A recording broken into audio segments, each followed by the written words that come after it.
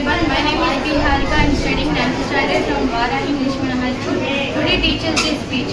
Today we have gathered here to celebrate Teachers Day. At this special occasion, I would like to honor and appreciate beloved teachers. Teachers Day celebrated every year on 5th of September in the memory of Dr. Sarvepalli Radhakrishnan, was a great teacher, philosopher and second president of India. Teachers are guiding lights in our lives.